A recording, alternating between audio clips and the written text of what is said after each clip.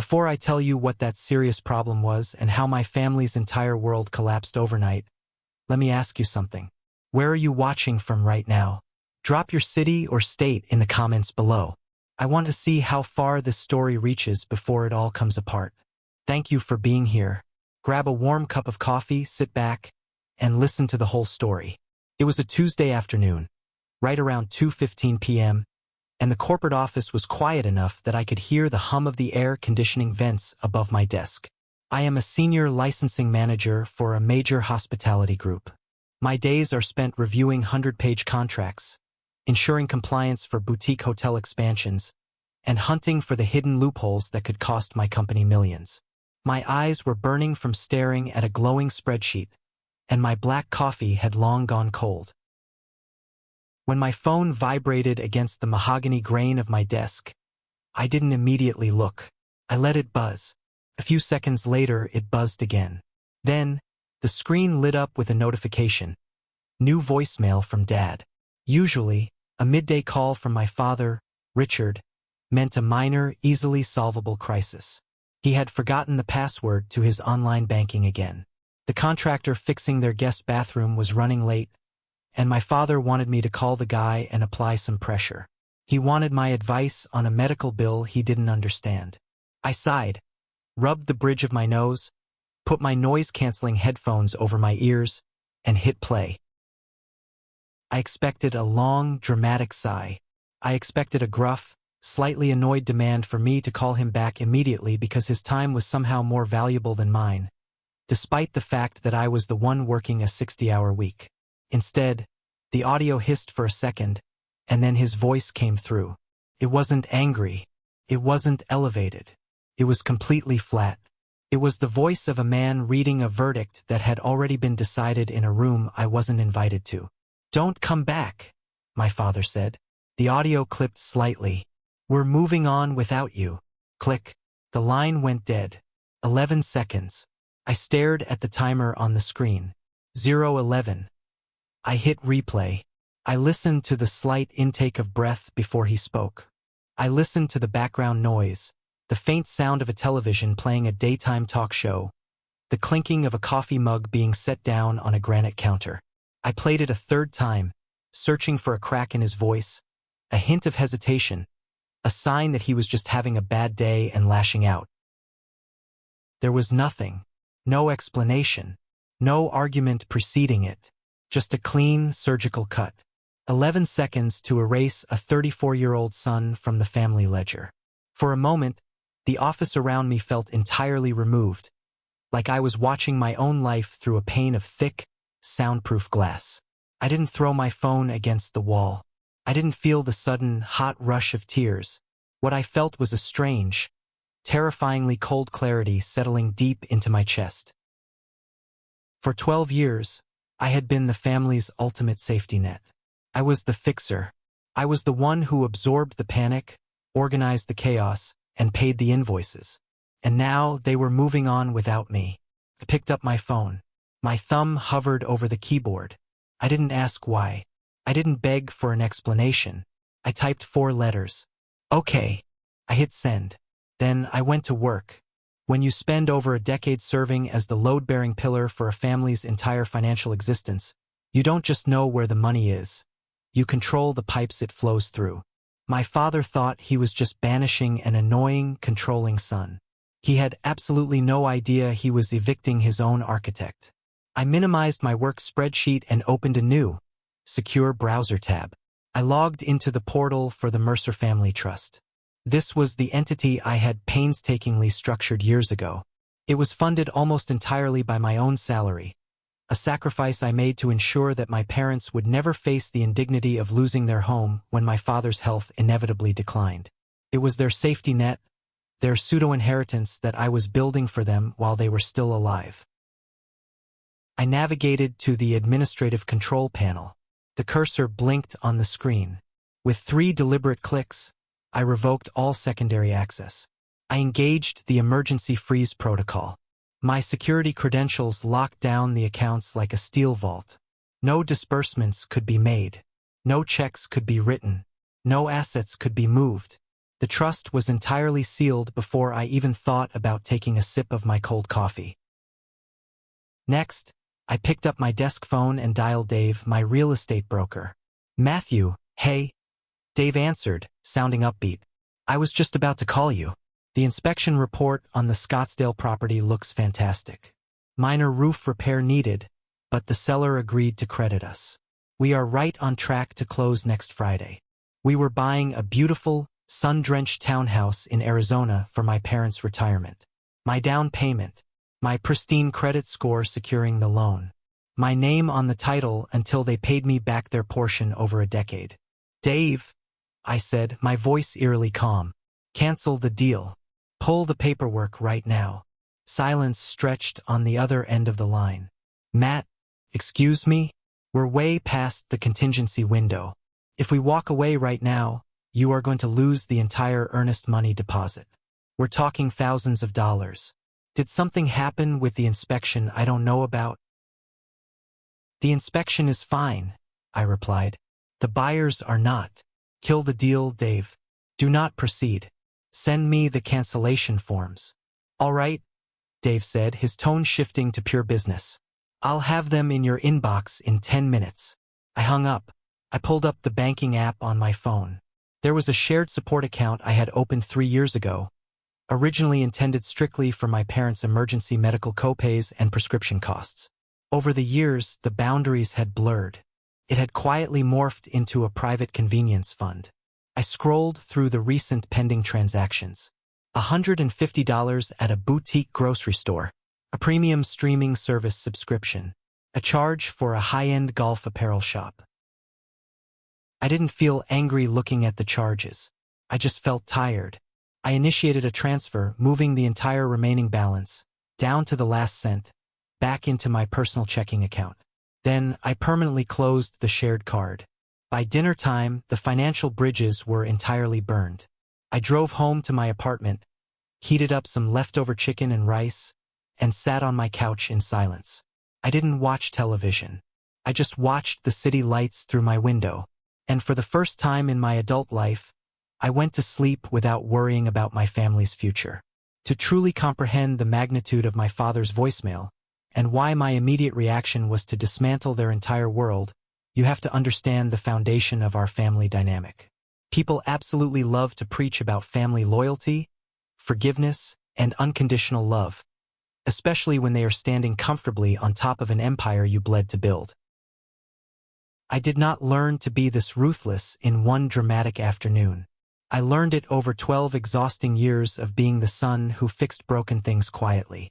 My role in the family wasn't assigned to me in some formal meeting.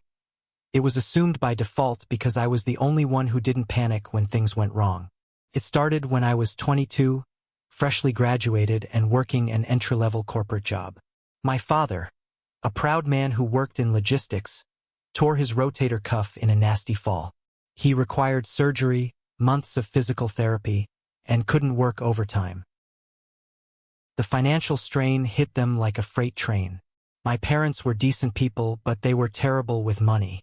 They lived paycheck to paycheck, funding a middle-class lifestyle on the razor's edge of debt.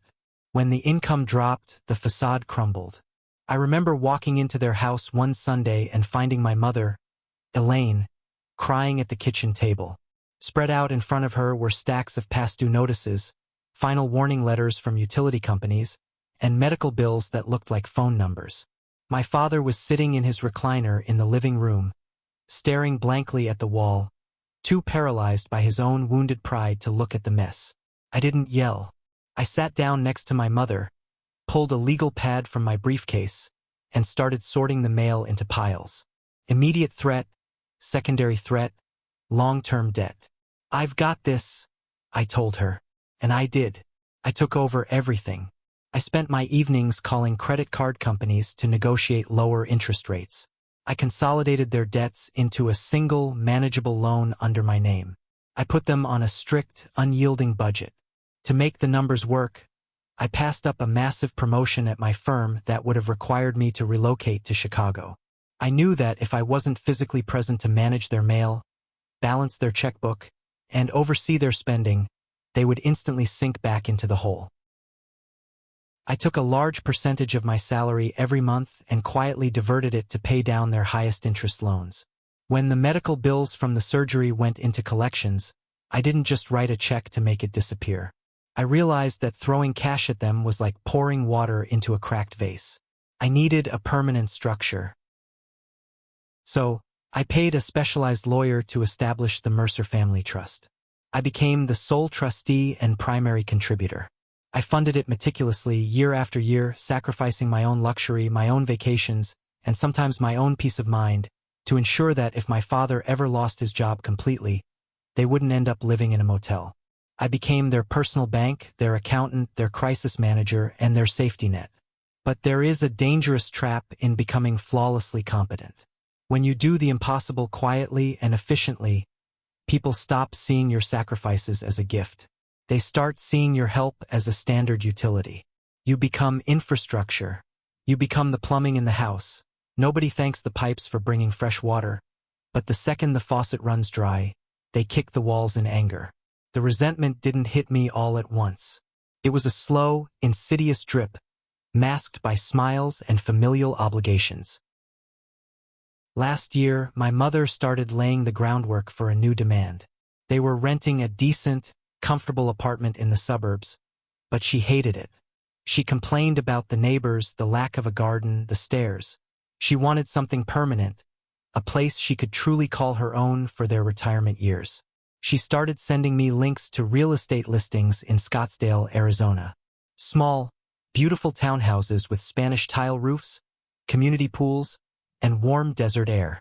It would just be so perfect for your father's joints, she would say over the phone, her voice dripping with careful manipulation. A place to finally rest. They had virtually zero savings. Their debt-to-income ratio was atrocious.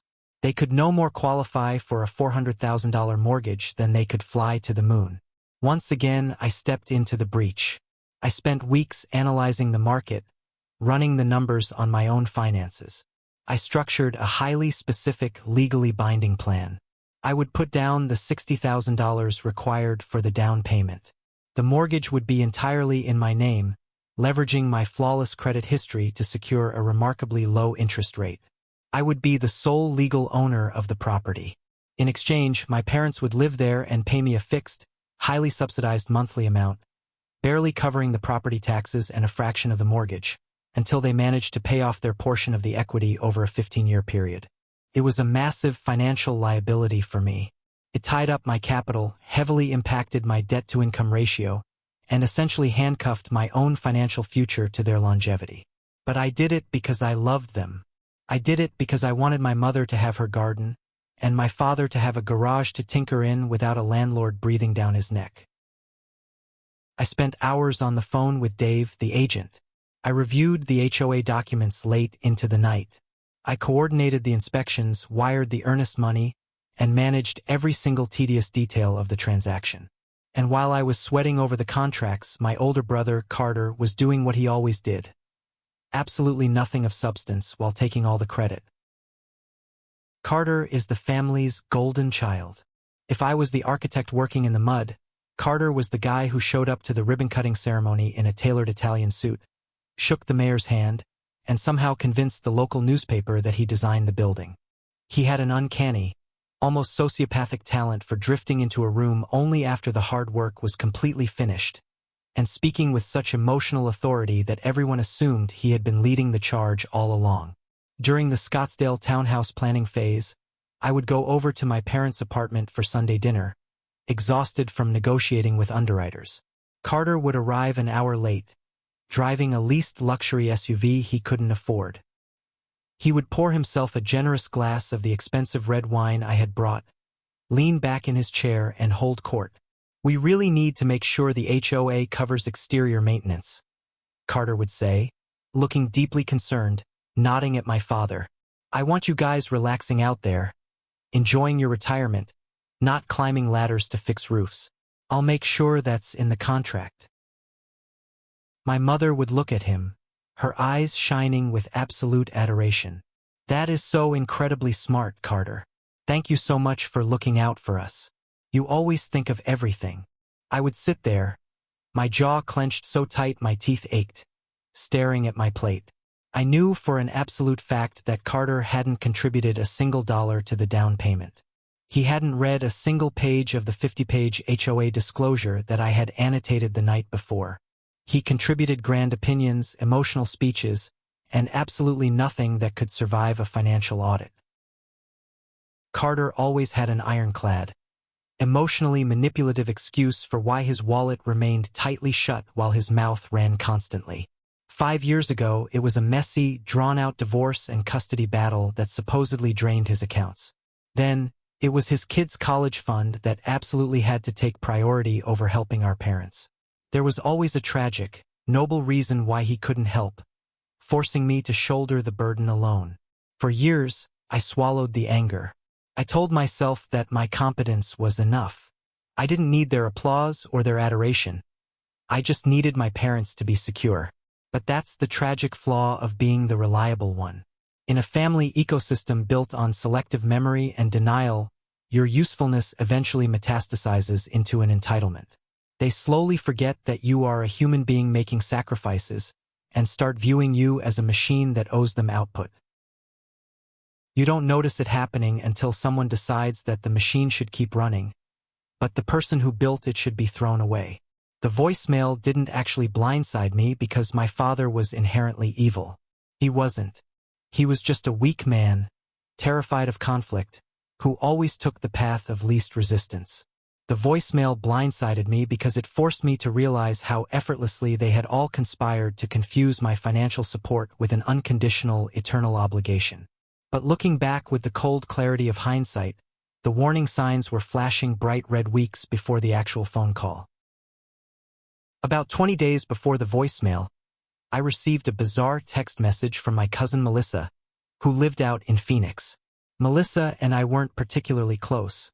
We exchanged pleasantries on holidays, nothing more. "Hey Matt," the text read. "Just checking in on you. I heard through the grapevine that you've been under a massive amount of pressure lately at work and with the family stuff. Really hope you're taking care of your mental health. Please let me know if you need to vent. We're all worried." I remember staring at my phone, my brow furrowed. Pressure? Mental health? Worried? I was busy closing the house and managing my job, but I was perfectly fine. I replied with a polite, dismissive text saying I was just working hard. Thanks for checking in. 3 days later, an email arrived in my personal inbox from an old family friend, a woman who had played bridge with my mother for 20 years. It was a long, meandering, deeply patronizing email. She wrote that she was praying for my peace of mind, and explicitly stated she hoped I wasn't making drastic, controlling decisions from a place of severe burnout. Burnout, pressure, mental health, drastic, controlling decisions. The vocabulary was too specific, too polished, and too uniform to be a coincidence. Someone was systematically seeding a narrative among the extended family and social circle. Someone was seasoning the story before the main course was served. At the time, I was too buried in the minutiae of escrow documents and title insurance to connect the dots. I didn't realize that while I was busy securing my parents' future, Carter was busy running a shadow campaign to rewrite my character. He wasn't telling people I was greedy. Greedy is easily disproven by bank statements. Instead, he was telling them I had fundamentally changed. He was whispering that the stress of my high-powered job, combined with managing the family's money, had caused me to snap. He was painting me as unstable, paranoid, and controlling. It was a brilliant strategy in a truly despicable way. If you make wild, aggressive accusations, people get defensive and ask for proof. But gentle, whispered, concerned rumors about someone's declining mental health? That slides right under people's defenses. It invites pity, not scrutiny. I just didn't comprehend the terrifying extent of the betrayal until the sun came up the morning after my father told me to never come back. The morning after I froze the trust, canceled the house deal, and drained the support account, I woke up at exactly 5:30 a.m. I didn't need an alarm. My internal clock was sharp. I walked into the bathroom, turned the shower on until the water was scalding hot, and stepped in. Through the glass door, I could see my phone resting on the vanity counter. The screen was lighting up continuously, vibrating against the marble like an angry insect. The assault began at 6:12 a.m. My father called. The call went to voicemail. 2 minutes later, my mother called. Then Carter. Then two numbers I didn't recognize. I stepped out of the shower, wrapped a towel around my waist, and picked up the phone. 46 missed calls. The text messages were stacking up by the second, a frantic mix of panic, manipulation, and rage. At 8:23 a.m., my mother texted, "Matthew, you are severely overreacting to a simple misunderstanding. Please turn your phone on right now." At 8:27 a.m., she tried a softer approach. "Nobody meant it the way it sounded on that voicemail. Your father was just stressed. We are a family. We don't do this to each other." At 8:31 a.m., the emotional blackmail arrived. "Please call your father before he does something he cannot undo. His blood pressure is through the roof. If he has a heart attack over this, it will be on your conscience." I read the messages while standing in front of my closet, selecting a crisp, navy blue suit. My jaw tightened, and I felt a vein pulse lightly at my temple, but my hands were completely steady as I buttoned my shirt. Look at the audacity. They were still treating me like the obedient, easily manipulated son who would immediately rush in, apologize for their bad behavior, and fix the mess. What exactly did they think I had done to warrant this panic? I hadn't screamed at them. I hadn't driven over to their apartment and thrown their furniture onto the lawn. I hadn't made a single threat. I had simply agreed with my father's mandate. He wanted to move on without me. I just removed my money, my credit, and my legal liability from the equation, forcing their arrogant assumptions to violently collide with reality. I tied a perfect Windsor knot in my tie, slipped on my watch, and walked out the door. I didn't look like a victim. I looked like a man who had finally woken up. During my commute to the corporate office, I connected my phone to the car's Bluetooth and began listening to the voicemails. Most of them were white noise. My mother crying. My father demanding I answer the damn phone.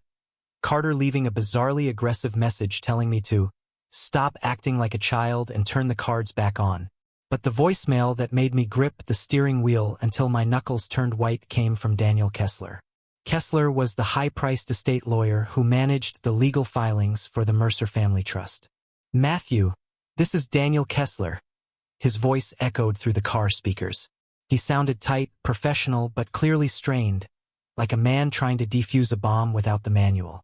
"We have a very serious problem regarding the sudden freeze on the trust accounts and the abruptly canceled property file in Scottsdale. Your parents called my office in a panic. They believed there was an internal family understanding regarding the transition of the trust. Please call me back immediately before this becomes legally complicated." I let out a sharp, humorless laugh that bounced off the windshield. An internal family understanding. I negotiate multimillion-dollar contracts for a living. I speak fluent corporate lawyer. An internal family understanding is the exact phrase a lawyer uses when they realize one of their clients has made massive, life-altering promises they have absolutely zero legal authority to make. It meant that Carter had somehow convinced my parents that once the Scottsdale house was successfully closed and the trust was fully funded with my money, they could legally edge me out of the administrative control. He had likely sold them a fantasy where he would take over the management of the funds, freeing them from my strict and controlling budgets, allowing them free rein over the money I had bled to save. Carter wanted the keys to the kingdom, but he desperately needed me to finish building the castle and pay the mortgage first. My father's voicemail wasn't a random outburst. It was a premature execution of their plan. He got cocky and pulled the trigger before the ink was dry on the house. By the time I sat at my desk at noon, my phone showed over 70 missed calls. I didn't dial a single one of them. Instead, I called the only man in this entire mess who relied on math instead of emotion. Martin Sloan had been my personal and trust accountant for over a decade. He was a meticulous, gray-haired man who never raised his voice, never wasted a sentence, and kept receipts for absolutely everything. Recently, Carter had been relentlessly pressuring my parents to fire Martin, and switched the trust management to a younger advisory firm run by a guy named Eric Sloan, no relation. Claiming Eric was more modern, more dynamic, and more collaborative. I knew exactly what collaborative meant in Carter's dictionary. Easily manipulated. I met Martin at a quiet, dimly lit coffee shop 3 blocks from my office at 1 p.m. Martin was already sitting in a corner booth, a thick manila folder resting squarely under his folded hands. He didn't offer empty platitudes or ask how I was holding up. He opened the folder, reviewing my documentation of the trust freeze and the canceled escrow. "Matthew," Martin said, his voice dropping to a low, steady timbre that barely carried across the table. "Did someone in your family recently imply that they expected your fiduciary approval role on the trust to be terminated?" I stared at him, the ambient noise of the espresso machines and chatting customers suddenly fading into a dull roar. "What do you mean? Why are you asking me that?" Martin adjusted his glasses and looked me dead in the eye. "Because I received a highly discreet, very specific inquiry exactly 3 weeks ago. Someone called my office asking what the precise legal protocol would be if the acting contributor of the trust, you, became unreliable or emotionally compromised." I stopped breathing for a second. I felt something ice-cold and jagged slide into place right behind my ribs. "Emotionally compromised?" I repeated, the words tasting like ash in my mouth. "Those were the exact words," Martin confirmed, tapping a printed memo in the folder. "Not deceased. Not physically incapacitated. Emotionally compromised. They wanted to know if a majority family vote could temporarily reassign fiduciary control and asset management to another sibling in the event of a severe mental health crisis. 3 weeks ago, long before the voicemail, long before the argument over the Scottsdale house, long before my father told me to never come back, Carter had already been actively exploring legal avenues to strip me of my own money by declaring me mentally unfit to manage it. He had been building a transition plan, a coup d'etat, while sitting across from me at Sunday dinners, drinking my wine, smiling in my face, and asking my opinion on desert property values. The betrayal was so profound, so meticulously calculated, that I didn't even feel hurt anymore. Hurt is an emotion reserved for people who still have hope that a relationship can be salvaged. I felt completely detached. I felt dangerous. "Who made the call, Martin?" I asked, though I already knew the answer. The caller refused to identify themselves, stating they were just asking hypotheticals for future planning, Martin said evenly. But I recognized the voice. It was Carter. I told him that without a court-ordered medical mandate signed by a licensed psychiatrist, attempting to alter the trust direction against your explicit consent constitutes financial fraud. He hung up and didn't call back. I left the coffee shop holding a certified copy of Martin's memo documenting the phone call. It was a powerful piece of circumstantial evidence, but in the brutal arena of family warfare, I needed more than a memo. I needed a smoking gun. I needed a confession in writing. It arrived in my inbox at 3:15 p.m., delivered entirely by accident. Dave, the real estate agent handling the Scottsdale townhouse, sent me an email containing a revised cancellation notice that required my digital signature. Dave was an excellent negotiator, but he was notoriously sloppy with his email replies, often forgetting to scrub previous messages in a chain. I opened the email on my dual monitors. As I scrolled down past the attached PDF, I saw a block of text from a prior thread from earlier that morning. My eyes locked onto the sender's address. It was from Carter. Carter had emailed Dave directly at 7:30 a.m., frantically trying to salvage the multi-$100,000 purchase behind my back after I had pulled the plug. I read the text, and the blood roared in my ears. Dave Carter had written, "Please hold the escrow file and do not process the cancellation. My brother Matthew has stepped away from the family due to some severe emotional instability. He is currently unable to handle financial stress without lashing out erratically. He is not in his right mind. My parents and I are stepping in to assume the contract to ensure he doesn't ruin the deal in a manic state. Please send the transfer and assumption paperwork directly to my email." I read that paragraph 3 times.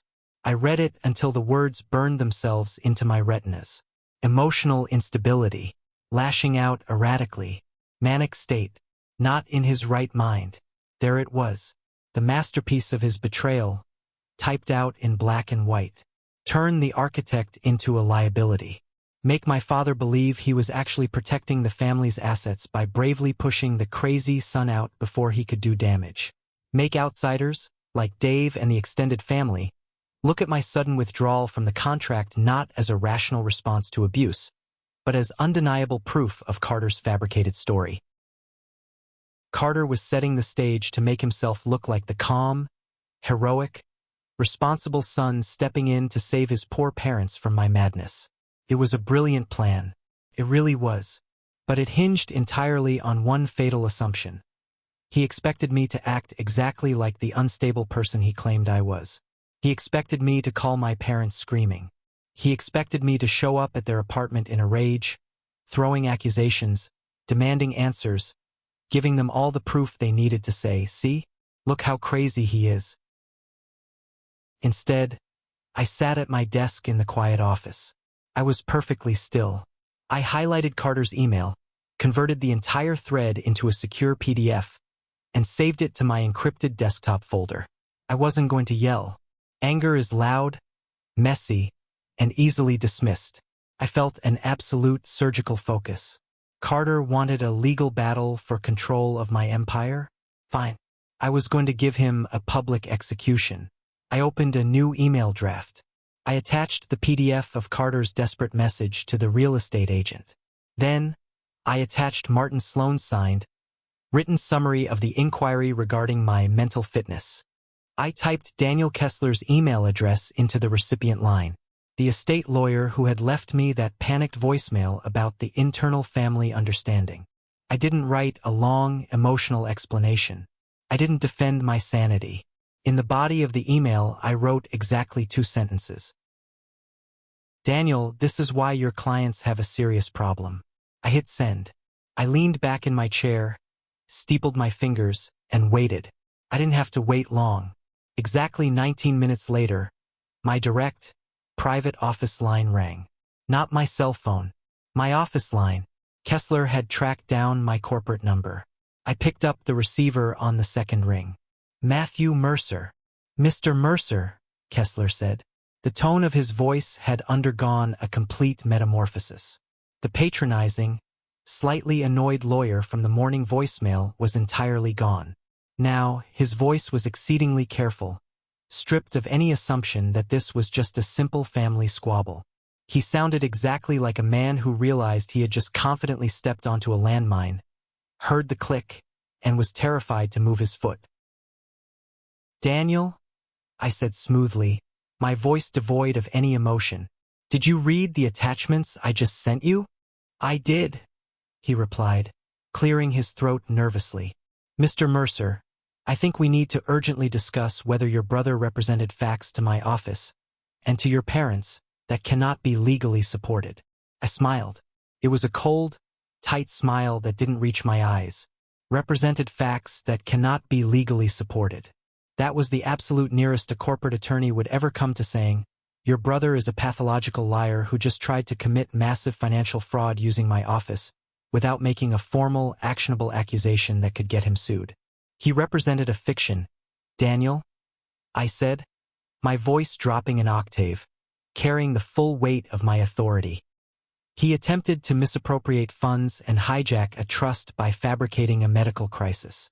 And let me make this crystal clear. If your office drafts a single piece of paper, if you file a single motion attempting to bypass my fiduciary control based on his fiction, I will report you to the state bar for participating in fraud before the ink is dry on the page. Are we entirely clear?" "Abundantly clear." Kessler backpedaled so fast I could almost hear the gears grinding in his head. "We represent the trust entity, Matthew, and as the primary funder and sole appointed trustee, your directives are final. We have no intention of altering the structure. I will immediately inform Richard and Elaine that the trust cannot be touched." "You will not inform them of anything," I commanded, slicing through his sentence. "You will not take their calls. You will not give them advice. I will handle my family. You just make sure your files reflect that I am of sound mind, entirely in control, and watching every single move your office makes." I hung up the phone. I had just checkmated Carter's legal strategy and taken absolute control of the narrative. The trap was fully set, the steel jaws pulled back and locked. Now I just needed to herd them into it. At exactly 5 p.m., my cell phone buzzed. It was a text message from my father. It was the message that finally opened the door. It wasn't an apology. It wasn't a retraction of his voicemail, but it was a surrender of sorts, born out of the terrifying realization that their money had vanished into thin air. "Please," the text read. "Give us 5 minutes. No yelling. We were told things." I stared at the glowing screen. "We were told things." That specific phrase mattered more than he would ever realize. He didn't say, "We know what you did." He didn't say, "We misunderstood." He said, "We were told." He was already looking for a scapegoat, an exit strategy, a way to shift the blame to Carter now that he realized the bank vault was locked from the outside. I didn't call him to reassure him. I typed out my terms, brutal and non-negotiable. Tomorrow at 7 p.m. Everyone at the house, Carter included. No excuses, no absences. Bring every single version of the story you were given. I will bring the documents. He replied less than a minute later. "We will be here." I spent the next 2 hours alone in my office, standing over the heavy-duty corporate printer. I didn't just print the emails from Dave and Martin. I printed the last 12 years of my life. I printed the wire transfer confirmations for the $60,000 down payment on the townhouse, highlighting my name as the sole originator. I printed my signed escrow documents showing I was the exclusive legal buyer. I printed the original trust formation records, highlighting the clauses that proved exactly who funded it and who held the unyielding power of temporary disbursement authority. I printed 30 pages of bank statements from the shared support account, taking a yellow highlighter to every single grocery run, boutique purchase, streaming service subscription, and exorbitant restaurant tab that were never, ever part of any medical emergency support. I organized the papers chronologically. I put them all into sleek, black, hard-backed presentation folders. I drove home. I laid my clothes out for the next day. A dark charcoal suit, a white shirt, a crimson tie. I went to bed, and as I looked up at the ceiling in the dark, I realized something profound. I wasn't nervous. My heart wasn't racing. I wasn't dreading the confrontation at all. I had spent my entire adult life bending over backward, trying to buy my family's peace, trying to prove I was worthy of their respect and their love by quietly fixing their catastrophic mistakes. I had let them treat me like a machine because I was too afraid of losing them. Tomorrow night, I wasn't going to fix anything. I was going to carry the fire into their living room. I was going to burn their comfortable, fabricated illusion to the ground, and I was going to lock the doors and make every single one of them watch it burn. I pulled into the driveway of my parents' apartment complex at exactly 6:55 p.m. The evening air was thick, holding onto the heat of the day. I grabbed the heavy stack of black presentation folders from the passenger seat and walked up the concrete stairs. I didn't knock. I still had my key. I unlocked the door and pushed it open. The living room felt like a staging ground for a funeral nobody had agreed to name. My father, Richard, sat at the head of the small dining table. He was wearing a button-down shirt, sitting rigidly upright, trying to project the authority he had thrown away the day before. My mother, Elaine, sat next to him. She looked exhausted, her hands folded so tightly in her lap that her knuckles were entirely white. And then there was Carter. He sat across from them, wearing a casual but expensive sweater, leaning back in his chair with his legs crossed. His wife, Chloe, was sitting next to him, looking deeply uncomfortable. I hadn't explicitly invited Chloe, but her being there made what I was about to do even better. Carter looked up at me as I walked in. He adjusted his posture, lifting his chin, his eyes already rehearsing his lines of innocent concern. Nobody said a word. The silence was absolute. I walked to the table and remained standing. I set the heavy stack of black folders down on the polished wood with a solid thud. I didn't yell. I didn't look angry. I looked directly at my father. You said you were told things, I said, my voice completely level. Let's see what you were told. And let's see what is actually real. I opened the first folder and pulled out the primary documents. I slid them across the table. Exhibit A, I said smoothly. The wire transfer confirmations and the signed escrow documents for the Scottsdale property. As you can clearly see, my name is the only name on the buyer's agreement. The $60,000 down payment came directly from my personal checking account. There is no family contribution. There is no cosigner. My father stared at the papers. His jaw tightened. I opened the second folder. Exhibit B. The formation records of the Mercer Family Trust. The initial funding, the subsequent monthly deposits, and the legal framework. Again, my signature, my capital. You will not find Carter's name anywhere on these documents, not as a contributor, and certainly not as a trustee. My mother reached out and touched the edge of the paper, her eyes scanning the dense legal text she didn't fully understand, but the numbers were clear enough. I opened the third folder. Exhibit C. 30 pages of bank statements from the medical support account. I highlighted every single transaction from the last 12 months. I looked directly at my mother now. $3,000 at a boutique grocery store. $800 at a golf apparel shop. I don't recall those being prescribed by a cardiologist. Carter finally leaned forward, resting his elbows on the table, trying to take control of the room. Matthew, you're being incredibly aggressive. Nobody is denying that you handle the finances. We all appreciate what you do, but everyone is under a massive amount of stress right now, and you are reading way too much into wording. Mom and Dad are just concerned about your well-being. You've been distant. You've been sharp. You canceled their dream home out of nowhere.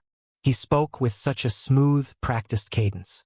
He sounded exactly like a man trying to talk a jumper off a ledge. He was playing the reasonable, loving brother to absolute perfection. Is that right, Carter? I asked, keeping my voice dangerously quiet. I canceled the house out of nowhere? You did. My father interjected, his voice gruff. You threw a tantrum and pulled the plug on our future without even talking to us. I nodded slowly. Okay, let's talk about the future. I reached into the final black folder. I pulled out the certified memo from Martin Sloan and the printed email thread from Dave, the real estate agent.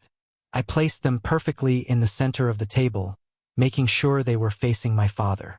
Carter, I said, when exactly did I tell you I was experiencing severe emotional instability? The room went dead silent. Chloe turned her head sharply to look at her husband. My mother blinked, confused. Carter's confident posture fractured for a fraction of a second. His eyes darted to the papers, then back to me. I don't know what you're talking about. I said you were stressed. You didn't say stressed, I replied, tapping the paper. Read it, Dad. My father picked up the email printout. He put on his reading glasses. His eyes tracked across the page. I watched the color slowly drain from his face. This is an email Carter sent to my real estate agent yesterday morning. I narrated for the room, making sure every word landed like a hammer. He told my agent that I was suffering from a manic state. He explicitly stated I was not in my right mind, and that he was stepping in to take over the contract to save the family. My father looked up, his expression a mix of profound confusion and rising horror. He looked at Carter. You told the broker Matthew was crazy? Dad, I was trying to save the house. Carter stammered, the smooth veneer completely cracking. His voice pitched higher. He was acting erratic. He locked the accounts. I had to tell the agent something to buy us time before we lost the earnest money. He locked the accounts, I interrupted. After you left me a voicemail telling me to never come back. A voicemail you left because of this. I pointed to the second document. Martin Sloan's memo. 3 weeks ago, I said, the absolute coldness in my voice chilling the room. 3 weeks before any argument. 3 weeks before the house was ready to close. Carter called my accountant. He asked what the legal protocol was to strip me of my fiduciary control over the trust if I became, quote, emotionally compromised. My mother gasped. It was a sharp, painful sound. Her hand flew to her mouth. 3 weeks ago? She whispered. He wasn't protecting you from me? I said, leaning over the table, my eyes locked onto my father's. He was trying to replace me with your permission. He fabricated a story about my mental health so he could legally hijack the trust, steal the inheritance I built for you, and drain the accounts. Nobody moved. Nobody breathed. The room had reached that terrible, suffocating stillness that families only ever reach when the wrong child finally has undeniable proof. Carter scrambled. That's a lie. Martin misunderstood me. I was asking hypothetical questions for estate planning. Matthew is spinning this because he's a controlling narcissist. He reached for my mother, his ultimate shield.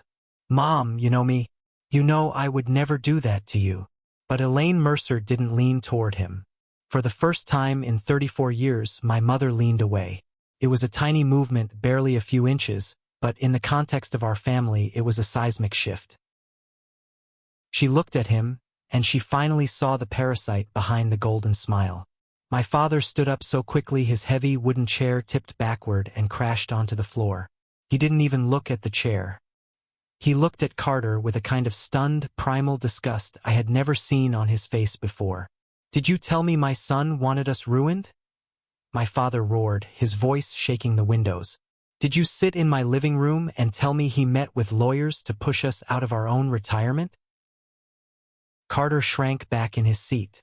Dad, did you tell me he called us dead weight? My father demanded, stepping toward him. Carter started crying then. But it wasn't real sorrow. It felt entirely strategic, too neat, a desperate deployment of his final weapon. He looked at Chloe, his wife, expecting her to defend him, expecting her to be the loyal partner. Chloe stood up. Her face was entirely blank, pale and rigid. She had spent the last 5 years listening to Carter complain about how greedy and controlling I was, how I was hoarding the family wealth. You told me the trust was half yours, Chloe said, her voice trembling with absolute fury. You told me the down payment on that house was coming from your kids' college fund that you graciously lent to Matthew. Carter froze. Chloe, please, we can talk about this at home. There is no home, she said bitterly.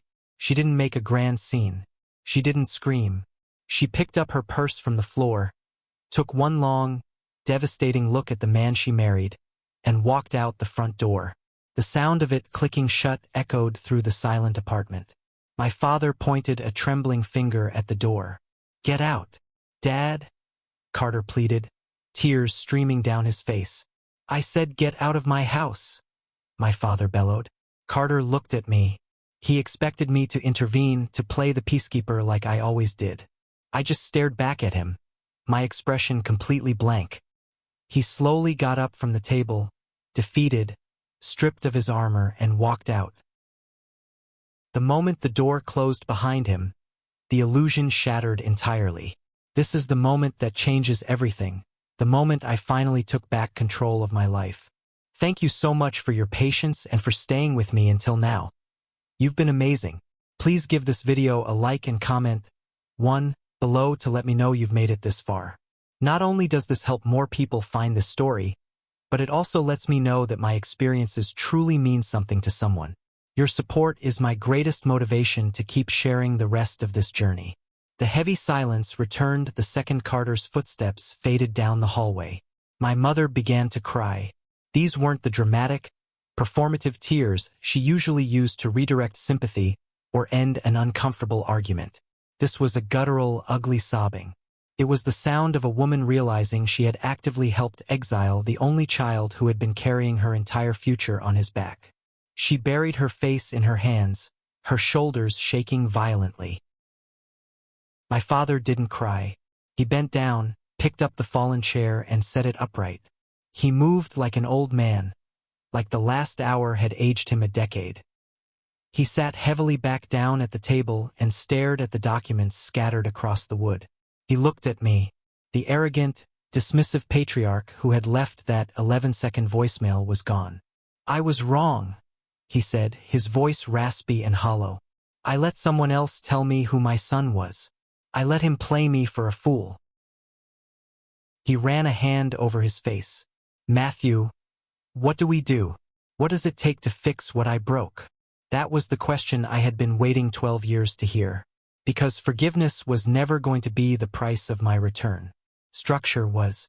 I wasn't going to accept a tearful apology and go right back to the old arrangement. That would have made everything they put me through completely meaningless. It would have taught them nothing. "You can't fix it, Dad," I said quietly. "The old way we did things is dead. It's gone. If you want my help, if you want that house, it happens on my terms. Completely on my terms." I opened the final black folder. I pulled out a newly drafted legal agreement I had paid Kessler's office double time to prepare that morning. "I am not going back to being your unappreciated bank," I explained, sliding the contract toward them. "Here are the new rules. They are built to survive tears, guilt, and future revisionist history." My father put his glasses back on. "Number 1, I stated, ticking it off on my fingers. "The Scottsdale townhouse moves forward, but only under my sole ownership. I am granting you notarized lifetime residency rights. Full occupancy, no rent, but you have absolutely zero equitable interest in the property. You cannot borrow against it. You cannot leave it to anyone in a will. And Carter is legally barred from ever stepping foot on the premises." My mother let out a small sob at the mention of Carter's banishment. But she didn't argue. "Number 2, I continued relentlessly. "The trust is being rebuilt with extreme, narrow language. It now includes automatic audit triggers. Furthermore, it contains a permanent exclusion clause. Any family member who attempts misrepresentation to redirect control or access is permanently legally severed from the trust. Carter is already removed. Number 3, the shared support account is permanently closed. It will never reopen as a shared free-for-all.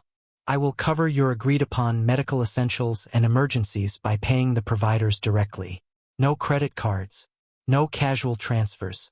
No mystery spending hidden under family need." I handed my father a pen. "These are the boundaries," I said. "If you cross them, if you try to circumvent them, I will sell the house and dissolve the trust, and you can ask Carter to fund your retirement. Sign it or I walk out that door and I never come back. And this time it will be my choice." My father didn't hesitate. He didn't argue about his pride or his rights as a parent. He took the pen, signed the bottom of every single page, and pushed the document to my mother. She signed it through her tears. 3 days later, Daniel Kessler filed the revised trust documents with the state. 2 days after that, I re-entered the Scottsdale townhouse purchase on my corrected terms. My name only, my money only, my rules stated openly in ink instead of assumed quietly in the background. Carter found out exactly the way I wanted him to find out, through the cold reality of public records and total silence. He tried to log into the trust portal on a Thursday morning and found his access completely wiped. He called Kessler's office and was informed by a receptionist that he was no longer a beneficiary or an authorized party on the account. He called me 12 times in one afternoon. I never answered a single one.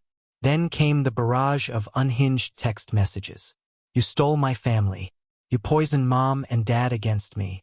You think money makes you a god." I didn't reply. I screenshotted every single message, saved them to a secure drive, and forwarded them to my attorney to keep on file for the inevitable restraining order if he escalated. But Carter had much bigger problems than me. Chloe wasn't bluffing when she walked out of my parents' apartment. She filed for divorce 2 weeks later. During discovery, her lawyers unearthed the massive financial hole Carter had dug trying to keep up his wealthy facade. He had secretly drained their savings and taken out massive loans against his own car. Chloe fought ruthlessly for primary custody of their children, citing his financial instability and documented history of lying.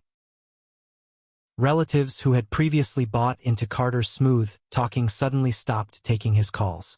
My cousin Melissa, who had texted me about my mental health, sent me a long, groveling apology email when the actual timelines of Carter's lies came to light. The sympathy he used to harvest so easily completely dried up. He became a ghost in his own family. A month after my father's voicemail, the townhouse in Scottsdale finally closed. I flew down to Arizona alone the morning after the final signing. I unlocked the front door, walked onto the back patio, and looked out at the desert landscape. It was stunning. The air was warm. The sky was a brilliant, unclouded blue. My mother had wanted a small garden out here. My father had wanted a workbench in the garage. I stood there for a long time, realizing that my desire to help them had finally manifested, but the warmth was gone. I had wanted my financial support to mean something mutual, a foundation of respect. Instead, I got something colder but infinitely more durable: clarity. My parents moved in the following weekend. There was no grand celebration. There were no emotional speeches about fresh starts or family unity. There were just moving boxes, a rented truck, and a profound, heavy silence. My father assembled the patio furniture without asking for my help. My mother wiped down kitchen counters that were already spotless because she clearly didn't know what else to do with her hands. Before I left to fly back home, I handed them a final binder. It contained their signed residence agreement, the emergency contact procedures, the updated medical reimbursement process, and a plain English summary of the new trust rules. My father read every page carefully. He looked up at me, his eyes tired. "Do you really need all these locks on the doors, Matthew?" "You proved that I do," I answered simply. "You needed me. You just didn't think that meant you had to protect me, too. Now the paperwork protects me." He nodded slowly. He didn't ask again. Weeks turned into months, and the dynamic settled into its new, rigid shape. The panic demands and vague guilt trips stopped entirely. When my parents called, they asked practical questions about utility setups, homeowners insurance, and finding new doctors in the area. My father grew quieter, humbled by the realization that authority without actual leverage is just noise. Carter, meanwhile, burned out fast. A mutual family friend told me he had tried to pitch a desperate business idea to an uncle on my mother's side. It was some half-baked plan involving a mobile detailing franchise. He asked the uncle for $50,000 in startup capital, painting himself as the tragic victim, the son unfairly cut off from his rightful inheritance by a controlling, vindictive brother. The uncle didn't bite. Carter had already told too many conflicting versions of the story. Liars always forget that consistency is the bedrock of credibility. By the time Carter tried to gather sympathy and cash, the verified facts had long since outrun his fiction. 3 months later, my mother mentioned during a brief phone call that Carter was renting a tiny, run-down duplex outside the city limits and working unpredictable hours for a landscaping company doing manual labor. She said it in a hushed tone, like she desperately wanted me to hear the tragedy in it, hoping I would swoop in and rescue him. I didn't hear tragedy. I heard adulthood.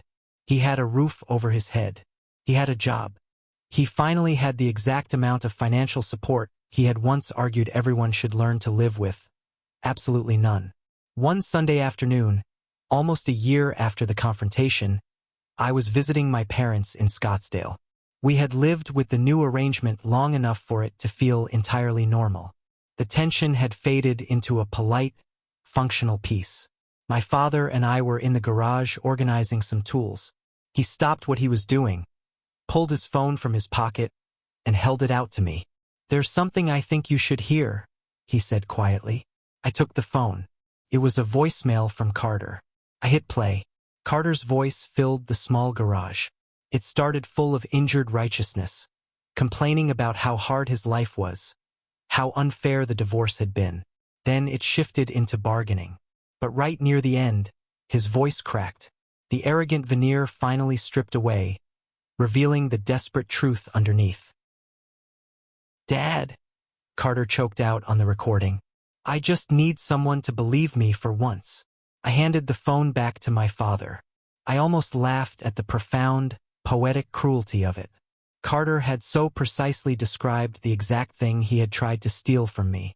My father didn't replay the message. He deleted it entirely. We stood there in the garage for a second longer than necessary. I should have believed you before it cost this much, my father said, looking at the concrete floor. It wasn't a cinematic apology. It wasn't a grand redemption arc. It was just true. It did cost that much. It cost me the last naive illusions I had about what family love automatically protects. It cost my parents the fantasy that they could comfortably enjoy my stability while actively entertaining Carter's sabotage. It cost Carter the unearned access he deeply believed he was entitled to. And that was the ending that mattered the most. Not that I kept my money. Not that the trust was back under my absolute control. What mattered was that the door my father slammed shut with that 11-second voicemail did not reopen the way he expected. I did come back. But I did not come back as the son who could be dismissed, abused, and then casually summoned when the bills came due. I came back as the man who wrote the rules. The house is protected. My parents' retirement is protected. The trust is permanently audit-locked. My phone is quiet. Carter has absolutely no route back in. If you ask me whether I forgive my parents, the answer is a lot more complicated than people like to admit. I support them. I speak to them. I visit them. But I do not trust them the way I once did. And that is not bitterness. That is memory with boundaries. Thank you for sticking around and listening to my story. I know it's a heavy one, but I hope this resonated with you in some way. Family dynamics are rarely as simple as they look from the outside, and sometimes, setting the hardest boundaries is the only way to survive. Have you ever found yourself in a similar situation where you had to walk away to protect yourself? Let me know your experiences in the comments. If you've made it all the way to this exact moment, I have a special request just for you. Comment the letter W below. W stands for winner. This is the secret code for the 1% Club, the amazing group of you who watch these stories until the very final second. It lets me know who my truest supporters are. If you appreciated this story, please hit that like button and follow the channel so we can keep going on these journeys together. Take care of yourselves, set your boundaries, and I'll see you in the next one.